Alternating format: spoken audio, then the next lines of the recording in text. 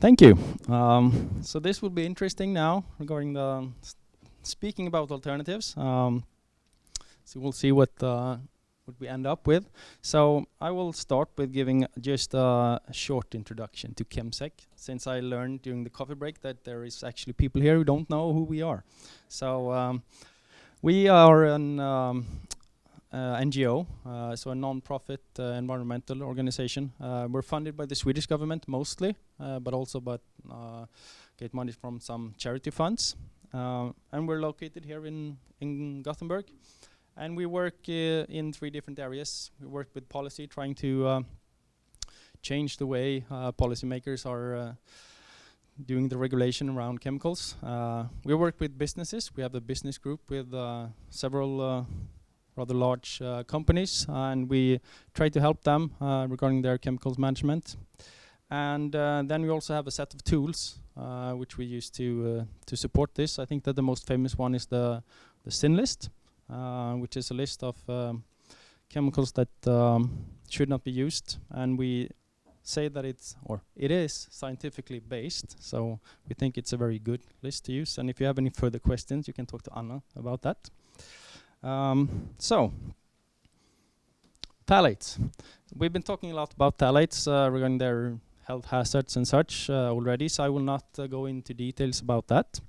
I will just state that they are widely used, as we have seen, and many of them has confirmed health hazards. The regulation around them are lagging behind. We have some regulation, but that's usually for just a few of them, not all of the phthalates.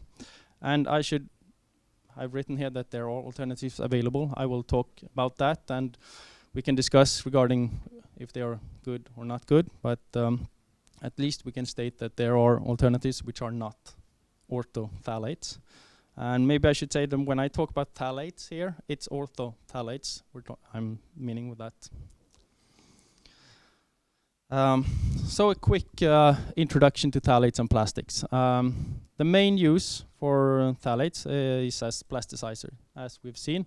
And as Daniel told us, I think that in 2005, 90% of all the plasticizers were phthalates. 2017 it was like 65%, so a decrease in percent, but since the market has grown, the decrease in actual amount is not that large, and they are everywhere. I mean, plastic is such a versatile material. We use it in everything and everywhere, so we cannot avoid phthalates. And I think it's important to stress here that the phthalates are not covalently bound in the plastics, so they will leach out over time, whether we want it or not, but that's a fact. Also packaging, as we saw earlier, 40% of all the plastics goes into plastic packaging, and 60% I think of that is food packaging. So food packaging and plastic packaging is a very large source for phthalates exposure. Just a brief slide about the regulation. Phthalates are a class of substance that they are very similar in the core structure, but it's very easy to make different varieties of it by changing the length of the carbon chain or things like that. So there is a very, very wide variety of phthalates, and this is a problematic regulation-wise, since we tend to do regulation substance by substance, and each substance that's regulated needs a lot of scientific evidence in order to be regulated. And since there are so many different phthalates, it's very, very easy to do what we call regrettable substitution by replacing one regulated phthalate with another one which looks very similar and probably have the same hazardous properties as the previous one. So I think that if we're talking about policy-wise, I think that phthalates is a good example when we should try to talk about groups for regulation and not substance by substance. Anyway, there are several, as Daniel showed us, there are several phthalates that has been regulated. There are some on the authorization list, and there are restrictions regarding toys and children products, but that's in the EU. In the US, they are not that much regulated, and in China, not that much regulated, even though there are some focus on phthalates in China. But in Asia, DHP is still very, very large. It's produced in large amounts still, so it's problematic. And this means that we have an inconsistent regulation. We have something that's regulated in EU that is not regulated in the rest of the world. So that means that when we import products, then we will still have the old phthalates coming to us. So, moving on to the phthalates and alternatives. We have established that there is a need to replace these alternatives, as you have heard before. But it's very, very easy, as I said, to do a regrettable substitution when we're talking about phthalates. Since one, for example, DHP is regulated in EU, but it's very simple to use another very similar phthalate. So regrettable substitution is a very large issue regarding phthalates. So how do we proceed when we want to find alternatives and use alternatives in our and substitute phthalates?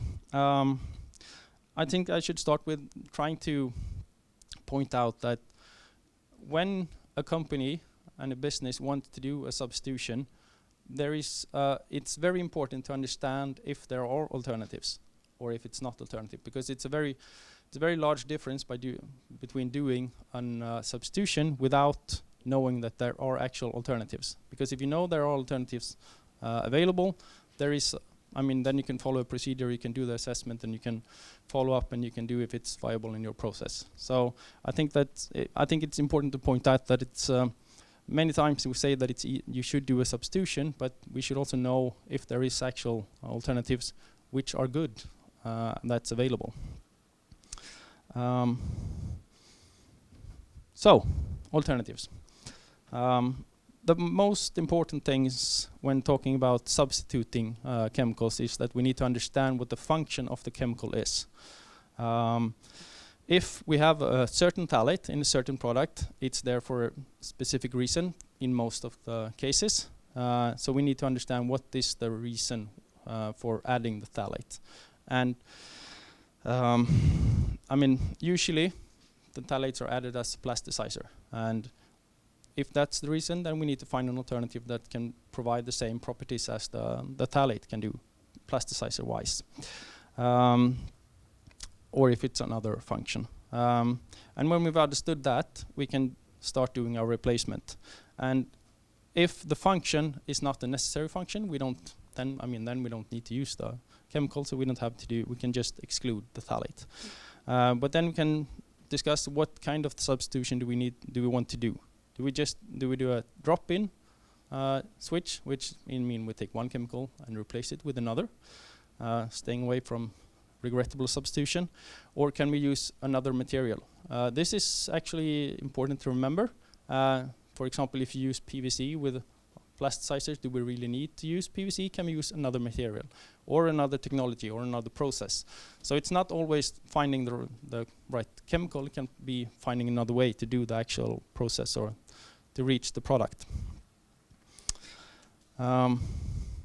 So when we have found the function that we want to replace, we need to understand if it's a good or a bad alternative. So how do we assess hazard profiles? So today here I will give one just an example of how you can do it. And as you just heard, it's very problematic trying to assess a chemical, because you can do it in many different ways, and there are many different ways to interpret the results. So today I will talk briefly about the green screen method, which is a way to assess and get a score on a specific chemical.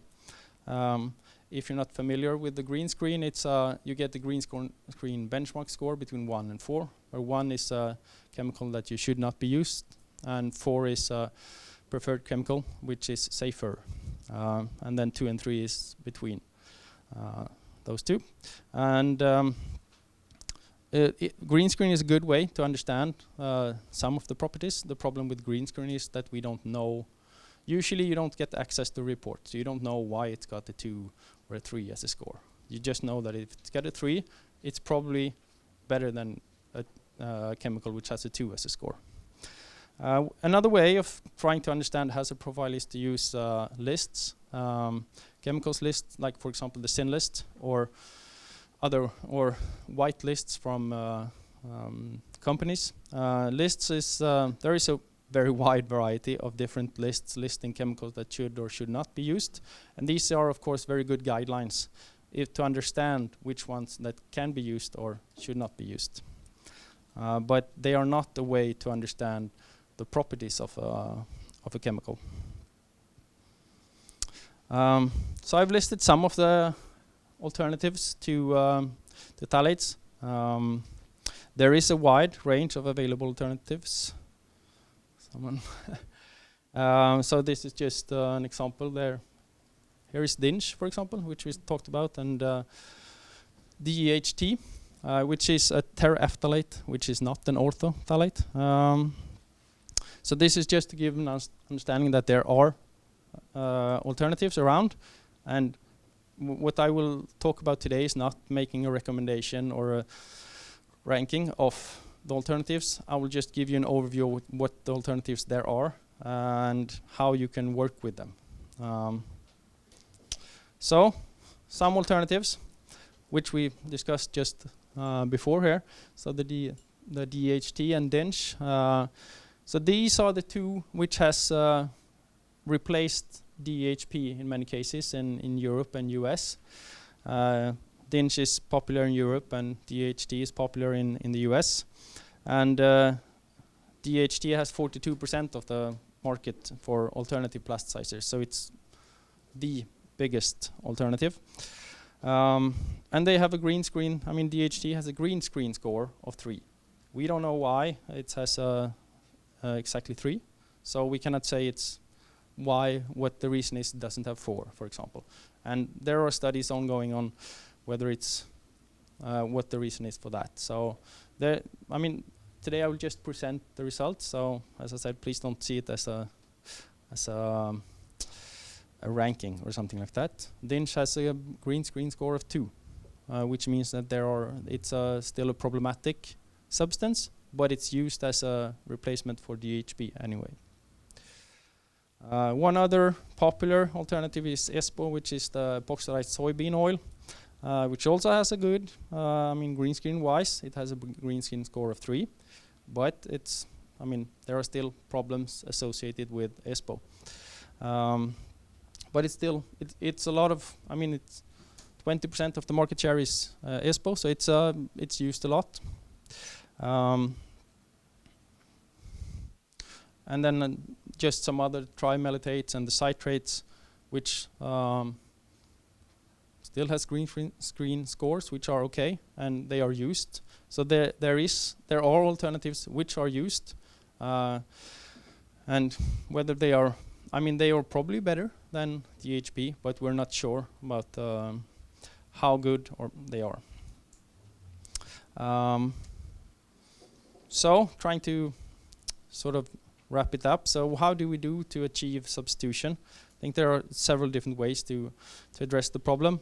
I've talked about policy. We need to try to force the regulator to have a more